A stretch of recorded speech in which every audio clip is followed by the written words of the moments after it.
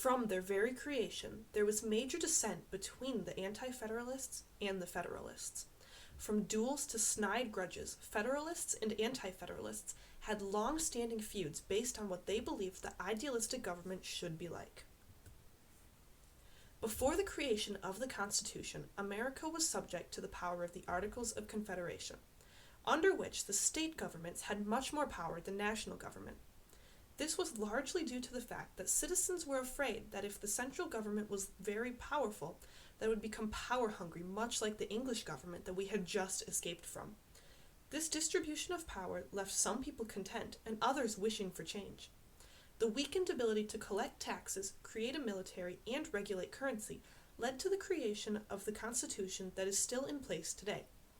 With the creation of the Constitution, however, became the two new political parties, the first political parties in American history, in fact, the Federalists and the Anti-Federalists. And the divisions that came along with these parties shaped the way that we view politics, even to this day. One of the main issues that divided Federalists from Anti-Federalists was whether or not to create a national bank. The Federalists, led by Alexander Hamilton, wanted a national bank to regulate common currency, impose tariffs, and absorb state debts. Alexander Hamilton saw that under the Constitution, the bank was necessary and proper, and was therefore authorized because it would provide more good than harm to the common people.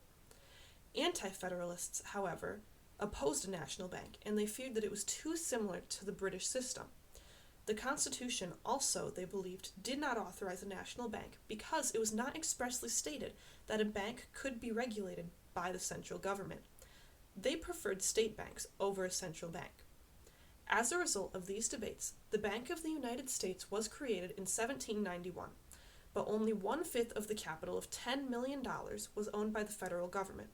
The rest was available to the public sale in the form of stocks. This was to the great dismay of Federalists, but it did appease the Anti-Federalists and keep them from outrage. This outcome did not fully please everybody, and it did lead to more dissent between the two parties. Another subject that heightened the divide between Federalists and Anti-Federalists was manufacturing-based economy versus an agricultural-based economy. Federalists wanted an industrial manufacturing-based economy. They believed that merchants, manufacturers, lawyers, and other educated people should lead the economy and bring in the most revenue. Anti-Federalists, however, preferred the already established agricultural economy. This was because 90% of Americans already worked in the agricultural field, and they made their living that way. They believed that it would, in part, be too much hassle to switch over from agriculture to industry. They also believed that an industrialized economy would just lead to more issues down the road. Industries bring larger cities, stronger governments, and worsened morals. In order to try to create an industrialized economy, Alexander Hamilton proposed the excise tax, which proposed taxes on whiskey and other items. To combat this, Anti-Federalists revolted in ways such as the Whiskey Rebellion, which ultimately led to the repeal of the excise taxes. This outcome enraged both the Federalists and the Anti-Federalists. Anti-Federalists were mad at the treatment of their beloved agricultural economy, while the Federalists were frustrated that their taxes were taken away. Another thing that created a larger divide between Federalists and Anti-Federalists was when Thomas Jefferson became president. He was elected president in 1800. This was after John Adams had been president for 4 years. He was a Federalist, and this caused a great change from a Federalist government to an Anti-Federalist government. Jefferson was officially sworn into office on March 4, 1801. He proudly represented the Anti-Federalist population with his inaugural address, in which he stated that the will of the majority is in all cases to prevail. After this, he set out to do away with the Federalist ideals that Adams had put forth before him. Just before Jefferson was the president, however, the expiring Federalist Congress created the Judiciary Act of 1801, which created 16 new judicial positions. Adams remained at his desk until 9 p.m. on the last evening of his presidency in order to allow these bills to pass. He also created the Federalist Midnight Judges.